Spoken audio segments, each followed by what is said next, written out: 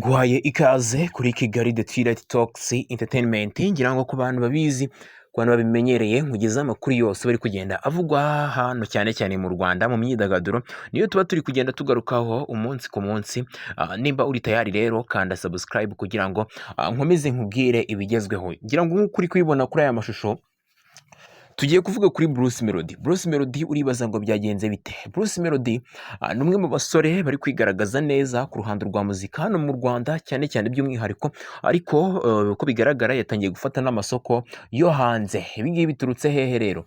Ni ukuvuga ngo Bruce Melody mu minsi ishize nibwo twagiye tubona ari kumwe n'uwo bita Bien Aime wo mu gihugu cya Kenya, ndetse uyu musore ngo ni Bien, ni umwe mu basore bagezweho cyane mu gihugu cya Kenya, dore ko yabarizwaga mu itsinda rya Sauti Sol. Ngira ngo abantu benshi mwakunze muzika muzi Sauti Sol, itsinda ryakoze ibitangaza hariya muri Kenya, ariko kuri ubu ngubu basa nkaho bamaze gutandukana. Uyu bita Bien Aime akaba ari umwe mu basore n'ubundi bakomeje kariyeri solo, aho ubona ko n'ubundi ibyo ari gukora cyane cyane biri kugenda ari kugenda bigiramo umugisha bitewe n'uko ari umusore w'umuhanga n'ubundi. Aho uyu Bien Aime ari umwe mu basore kabisa b'abahanga bazi kwandika neza indirimbo, dore ko ari umwe mu basore byagiye bivugwa ko yandikira abahanzi bo muri Nigeria, harimo nka ba Davido, harimo ba Burna Boy. Uyu musore ngo ni Bien Aime, ni umwe mu basore bandikira bano bahanga n'ubundi tuzi bo muri Nigeria, n'aba Wizkid bose agiye kunda kubandikira indirimbo. So rero uyu musore cyangwa se umugabo agiye gukorana indirimbo na Bruce Melody, ngira ngo byo mwagiye mubyumvaho. Akaba agiye gukorana indirimbo na Bruce Melody ubwo aheruka hano mu Rwanda. Rero ngira ngo uri kubibona ko hano ari muri studio muri 1:55 AM, ubwo bari barimo kurikodinga n'ubundi iyi ndirimbo bafatanyije n'uyu bita Bruce Melody. Urumva ko Bruce Melody ari kugenda agera ku rwego rundi rurenze. Ngira ngo kuba bakorana indirimbo na Bien Aime, ni umusore w'umuhanga, ndetse na Bruce Melody hano mu Rwanda turamwemera cyane, bivuze ngo indirimbo n'ubundi yabo izaza irenze. Tukiri muri ibyo ngibyo rero, uwitwa Bruce Melody twagiye tubona asohoranye indirimbo n'umukobwa nawe wo muri Kenya, witwa Nadia Mukami.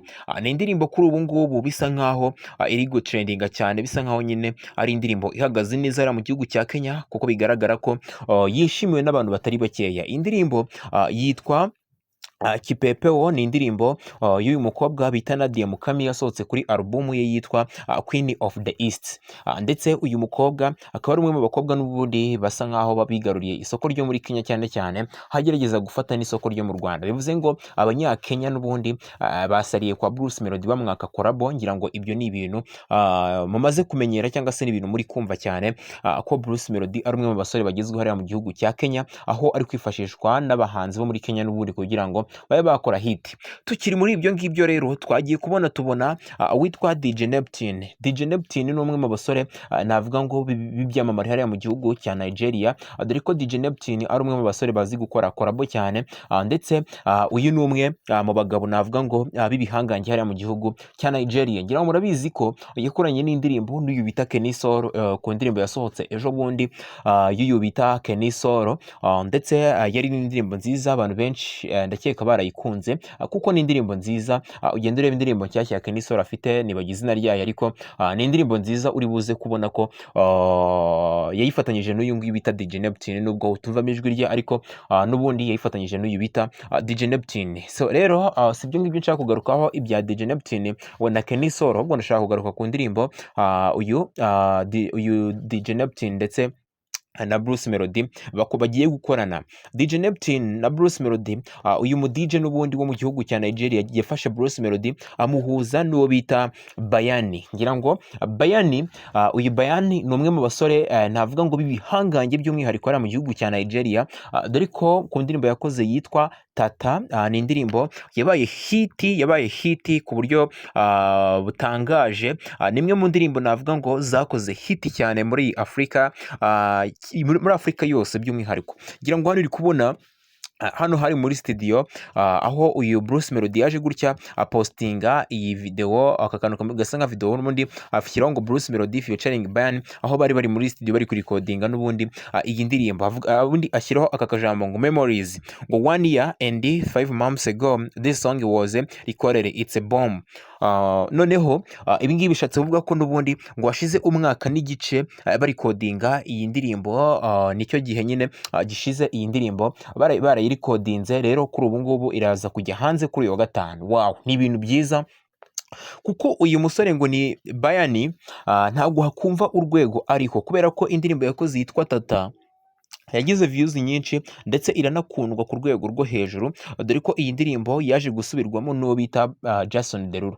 Ngira ngo kuba wakumva urwego uyu musore ariho kugera ubwo bakorana remix y'iyo ndirimbo n'uwo bita Jason Derulo, urumva ko ari urwego rutoroshye. Ngira ngo ejo bundi mwabonye Jason Derulo akorana indirimbo na Bruce Melody na Diamond, biba inkuru, dore ko iyi ndirimbo ya Diamond ndetse n'uyu bita Jason Derulo yahise iba mu ndirimbo nyine nziza z'ibihe byose muri Afurika twigeze, bitewe n'uko yarayikoranye n'umusitari uhambaye. Bivuze ngo uyu Jason Derulo ari ku rwego rurenze, ku rwego rw'isi, ndetse yahise yagakorabo uyu musore bita Bayani. Ngira ngo uri kumva urwego n'uyu Bayani n'ubundi ariho urwego rwo kuba yakorana na Jason Derulo, urumva ko ari urwego rutoroshye. Rero agiye kuba yasorana indirimbo n'uyu bita Bruce Melody. Guys, bino bintu birarenze. Ngira ngo uyu musore ngo ni Bruce Melody, nubwo tudaheruka kubona indirimbo ye iri singo nyine arimo, ariko urumva ko byibuza ari mu bihe byiza, ari mu bihe byiza. Wakitega ko projet ze ziri imbere ziraza zimeze neza cyane. Ibyo bahoze barwanira we na management ye muri rusange, barwanira yuko uyu Bruce Melody byaba byiza afashe amasoko yo hanze, urabona ko ari kugenda abigeraho buhoro buhoro.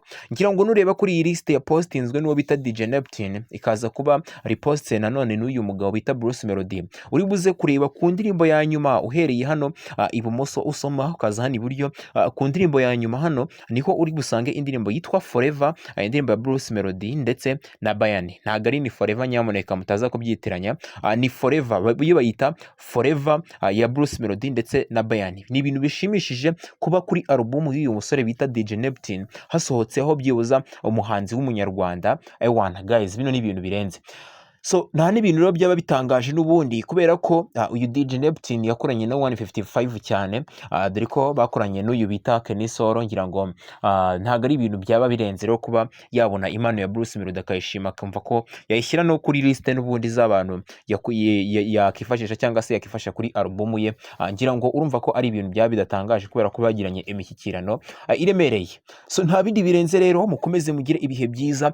Nimba nawe ubikunze, nimba nawe ukunda amakuru y'ibyamamare, ntugende udakanze subscribe, dore ko kutayikanda kandi ukunda amakuru y'ibyamamare n'uguhomba. Hano niho hantu honyine hasohokera amakuru yonyine yizewe, ibindi byose n'andi makuru yose nahamukanya. Murakoze cyane rero, yari Kigali The Twilight Talks Entertainment, nahamukanya.